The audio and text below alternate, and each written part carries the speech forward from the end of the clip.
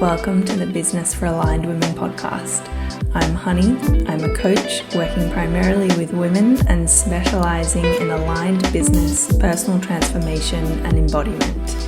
Each week here I'll be sharing business strategy, business advice, tips and tools for you to think more deeply, for you to get more self-aligned, and for you to start your week in the most conscious and intentional way possible. Welcome to this week's episode. I am going to be talking about something that is kind of a little bit weird. It's a little bit left of field, but it's becoming very common in my clients. So I do think that it's something that I need to say, and I need to say it out loud so that you guys take it on and get out of these really limiting cycles and just step into operating your business in a way that's going to give you so much more success and get you out of unhealthy mental cycles. So that's where we're going today.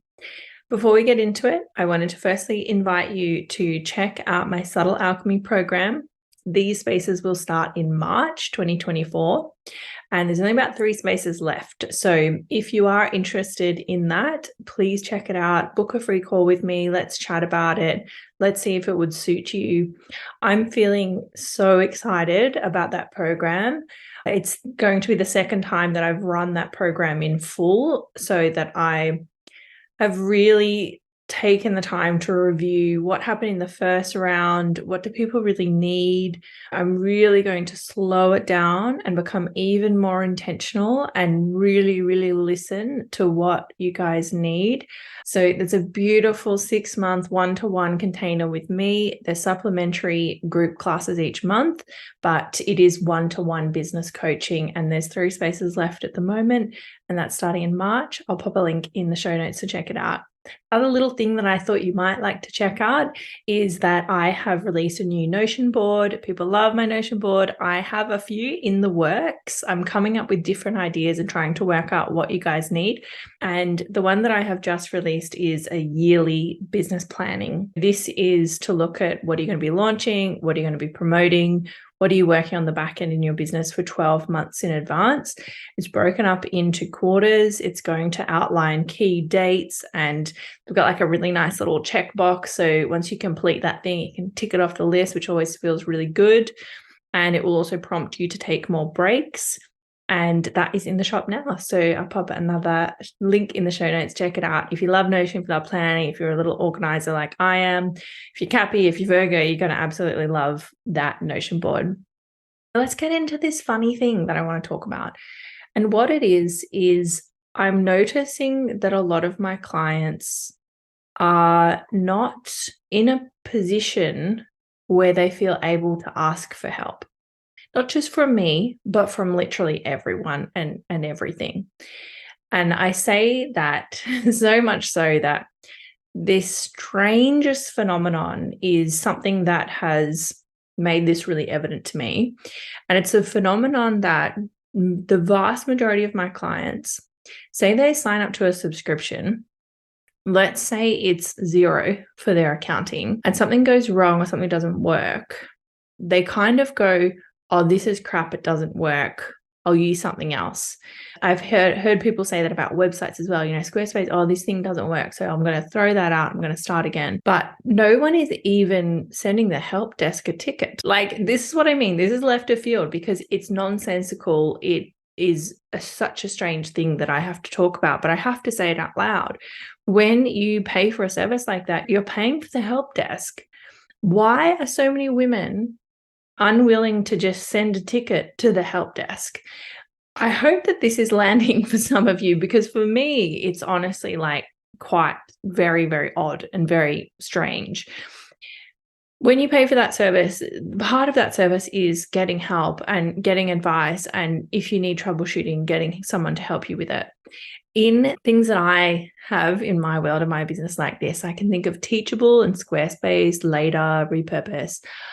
I am sending help tickets like probably fortnightly on those programs to find out little intricate things, or if I'm having trouble, if I'm troubleshooting, if I want to find out, is there a better way to do this? Is there an easier way to do this? I will just send a help ticket. I have no shame in doing that.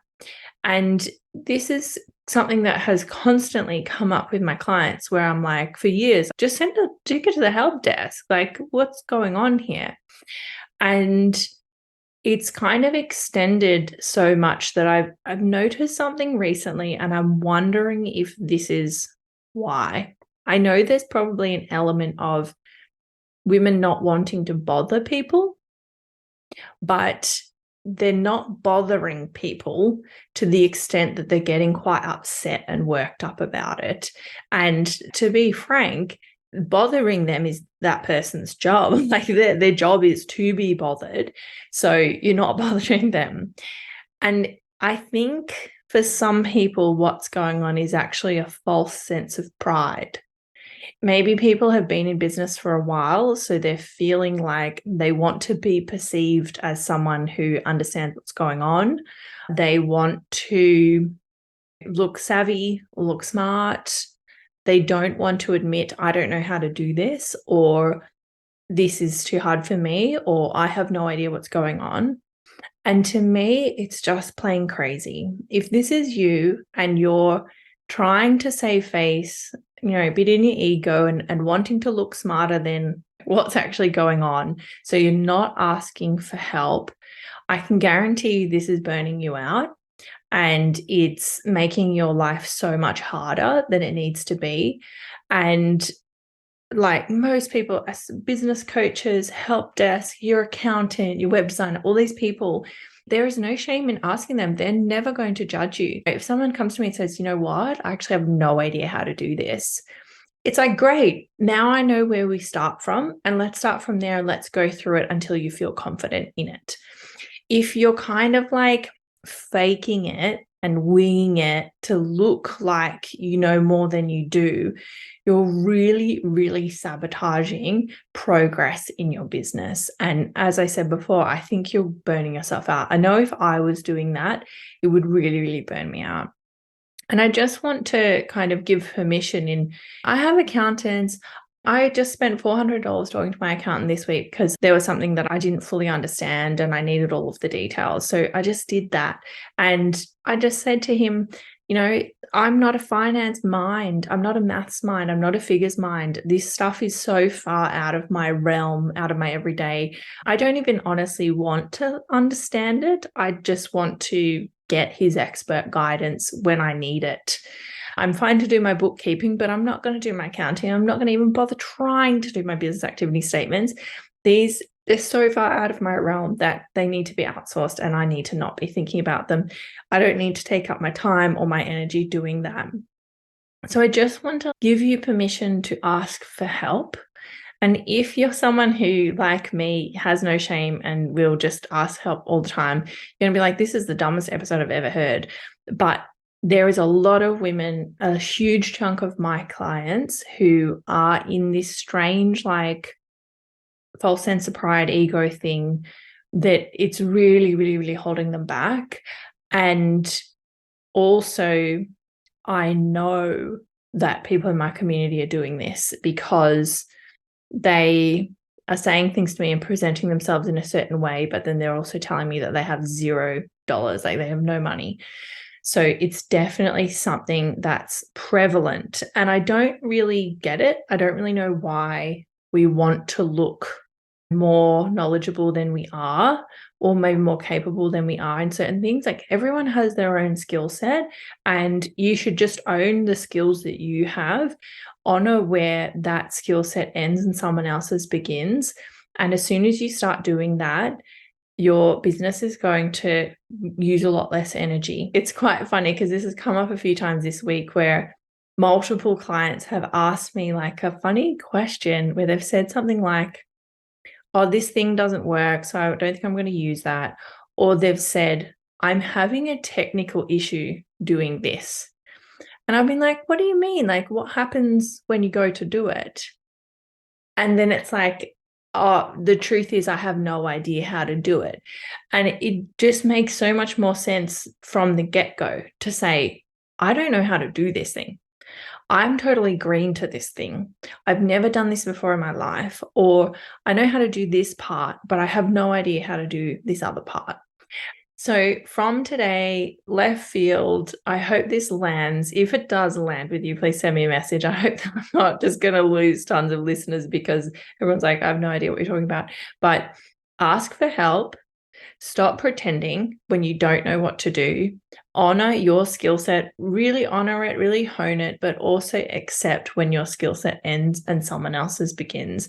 And of course, that is an invitation to get business advice, get business coaching, get business support. And I have seen in my strategy sessions a few women who I just know that if they keep doing things the way they are, without any external influence, like they just keep rolling on the hamster wheel of what they're doing, the business will fail and it will never succeed. It will never get better because they don't have the skill set that is required to make it better and more profitable and more successful. And that's not to say that those people are crap. No way. It's just to say that it's out of their expertise. And if you're running a business and you're selling something, that's your expertise. So honor your skill set, honor your energy, honor your time, honor your headspace to not be worrying or struggling to do things, and just get more comfortable saying, I don't know, I need help.